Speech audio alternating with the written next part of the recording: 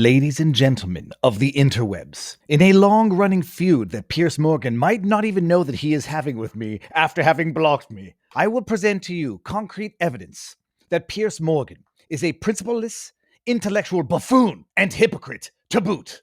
Behold!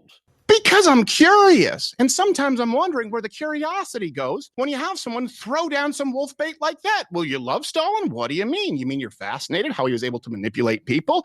You mean all the people that he killed? You mean studying him to make sure we avoid it in the future? Or do you mean that he had some cool threads and smoked some cool pipes? I don't know the answer because a lot of these people out there, both the old guard Republicans, who rightfully people have a problem with them, and this sort of new group of people, they're not actually communicating. And they'll say that they'll have these conversations, but in my experience, they very rarely will. And I have a track record of wanting to make that happen. So again, I extend the invitation, and I hope that you do too, Piers. I hope you have Nick on, and then send him my way next. I actually am moving to inviting him on.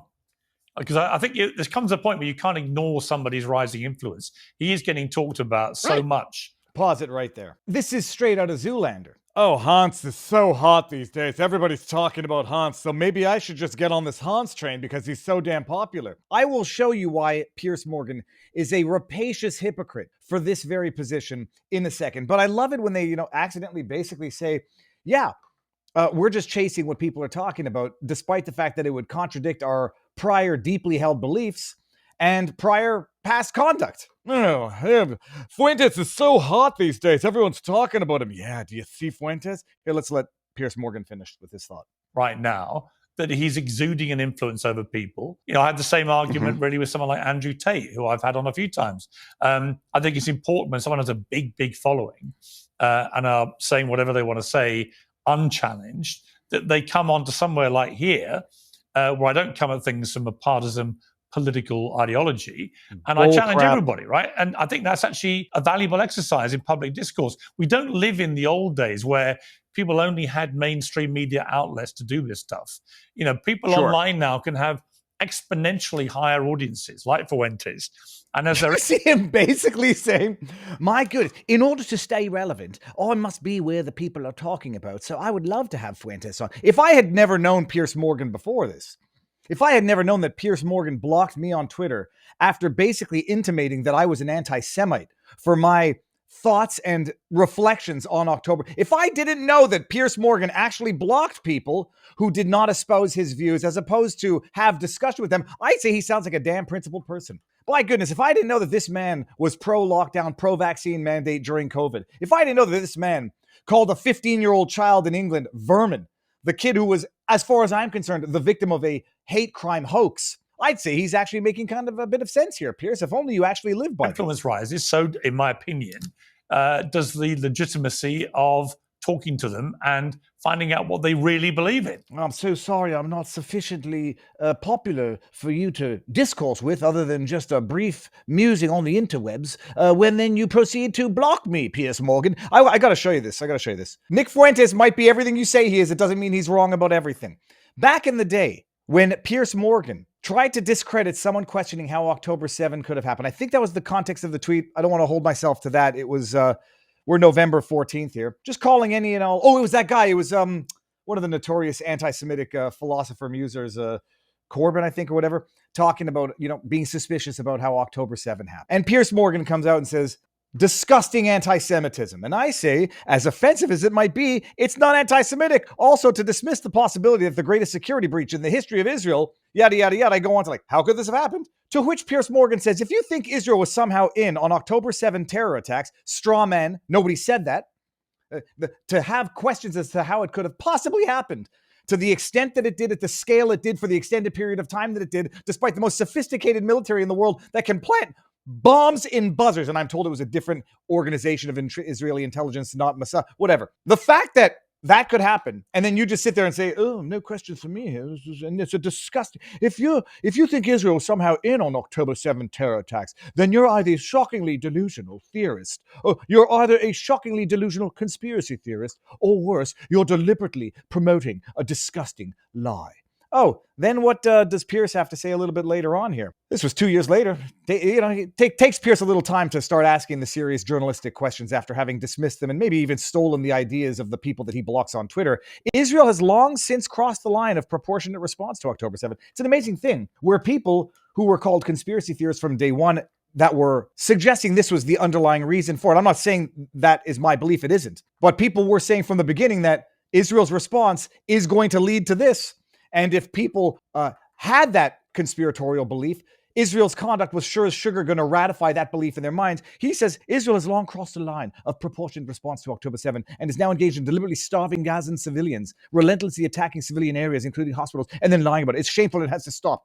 Well, that sounds very anti-Semitic, Piers. Yeah, hypocrite. This is the same Piers who called the kid's name, I forget his name, in the Jamal story out of the UK, called the kid, a 15-year-old kid, vermin. If that's not cyberbullying, I don't know what is. But by the way, when Piers said, if you think Israel was somehow in on October 7 terror attacks, then you're either shockingly delusional conspiracy theorist or worse, you're deliberately promoting a lie. What year was that? 11/15/2023. Well, what did Nick Fuentes have to say about it? It is now obvious that October 7 was either staged or taken advantage of in order to justify Israel's unfolding regional war to destroy Iran and its proxies. Countless dead. Oh, you're either shockingly delusional or in on a disgusting lie, but you're sufficiently popular that I'd like to have you on my channel. And by the way, the whole purpose of this intro rant monologue, you want to mainstream somebody, talk about them endlessly. And I'm not trying to mainstream Nick. Barnes has had his debate with Nick. Oddly enough, I don't think all of the ill things of Nick that a lot of people out there think, and people call me an idiot for not thinking it. People say, Viva, they're not going to spare you when they come with their trains and their buses and start shipping Jews off, and Nick's going to be just as mean on you as he is on all the other Jews. Like, thank you, buddy. If you think that that is somehow some sort of coercive pressure to never diverge from the Jewish narrative, because I'm afraid that when they come for me, I'm not going to have my allies because I might have contradicted them or denied their arguments, or at least had an argument with them, you're an idiot. But Nick is, on the one hand, a young kid, and I'm sure he's going to grow out of some of the younger tendencies, which are bombastic and hyperbolic by their very essence. And I'm sure when you're young, I remember when I was younger, you used to do things and you would rationalize it to yourself. I mean, the easiest person on earth to lie to is yourself. Say, yeah, I have to do this in this way to provoke the type of attention I'm trying to provoke, to raise awareness, to create the public discussion. There are people out there who say, yeah, and I'm guilty of it myself a little bit. I'm quite bombastic and quite maniacal. I was talking with Eric Hunley from America's Untold Stories, or texting. He's like, yeah, you're a maniac on Twitter. It's like, a maniac in a good way or a bad way. He's like, well, your personality on Twitter is not necessarily the same as your personality in real life. And I was like, well, that's because when you tell someone to go fuck themselves on Twitter, it really reads a whole hell of a lot more maliciously than if you tell someone to go fuck themselves in real life. Fuck off. I mean, how many times have you said that to people you genuinely love? The second you put it into type, it's like, oh, call someone a pussy on Twitter. It's like, oh, that's so aggressive. It's so mean. Call someone a pussy in real life. It's standard jargon. And so I do, yes, I started off polite, and you realize they're going to demonize you one way or the other, so you might as well have a little bit of fun with it. Some people are deliberately bombastic so that they can move what they call the Overton window, and I have no doubt that in a few years, Nick might look back at some of the ridiculous things that he said and say, yeah, I was trying to make a point. I was trying to do what I thought was good for America, and I thought this is how I had to do it. I had to get the attention that I needed to get, so I said Hitler was a great guy over and over and over again. Yeah. Edgelord shitposting is one way to look at it. The second coming of Hitler is another way to look at it, depending on who you are. And so that's it. People say that Nick is he's the greatest danger to America. He's the greatest threat to conservatism because he's going to turn it extreme. He's going to break it up. Well, you know what you want to do if that's what you truly believe? You want to talk about him all day, day in and day out. On the one hand, it's like they've never even understood the law of the Streisand effect. And on the other hand, some people might say it's the ultimate distraction. And I don't mean it in the sense that this is no, as in it, they are actually using it as a diversion so that other policies, other issues do not get scrutinized the same way. Case in point, it's so much fun to go back and see my history of Twitter. It's going to serve as my diary. And like, I'm never going to nuke my Twitter feed, even if I get fed up with Twitter, because it is an invaluable diary of the descent of madness, not of a man, of society. I forgot about this. What are we, November? No, is it almost exactly, what year are we in? It's almost 3 years to the day. MSM, more interested in talking about Nick Fuentes than they are in Sam Bankman-Fried. Remember that? I remember that. Pepperidge Farm remembers that because it was their ultimate distraction. We don't want to talk about Sam Bankman-Fried laundering money for the political Democrat Party, laundering money arguably to or through Ukraine. bamboozling people for cryptocurrencies while engaging in drugged up sex parties with his girlfriend. No, they don't want to talk about that. So let's talk about Nick Fuentes. And now on the right, oh my goodness, isn't it terrible? It's so scary. This man, he's being mainstreamed. You're mainstreaming him. You want to mainstream somebody? Tell people they can't listen to him. You want to mainstream, legitimize somebody? Censor them. Tell people that they should have their speech suppressed, that they should be demonized, vilified, and marginalized. That's the easiest way to mainstream, legitimize somebody. Congratulations. If your objective was to minimalize into irrelevance Nick Fuentes, you've done the exact opposite because you're idiots. And all that to say, the man might be everything that you say he is. Evil, demonic, anti-Semitic, racist, bigoted, misogynist, xenophobic, whatever. That doesn't mean that you get to discredit everything that he has to say because of those ad hominem attacks, which may or may not be true. A broken clock is right twice a day. A racist might still have some ideas that need to be countered on the legitimacy of the ideas themselves. A bigot, xenophobe racist might still really be good at math and might provide the good answers at math. And the fact that they are racist, xenophobic, even if they are, will not make their math answers any less accurate. All that to say, my beef is actually more with Piers Morgan than with Nick Fuentes.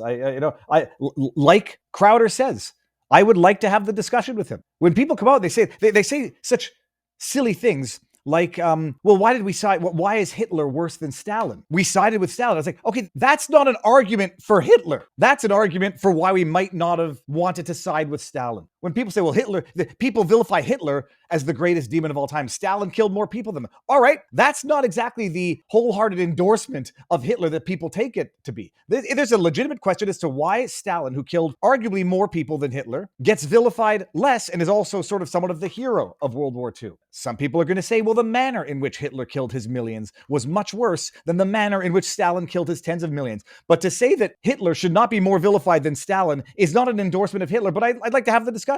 When he says, flattering things about Hitler, is it pure shock jock entertainment to get the attention to then get the other message out there, which many people might agree with in terms of immigration, control, national cultural identity, religious identity, and the like?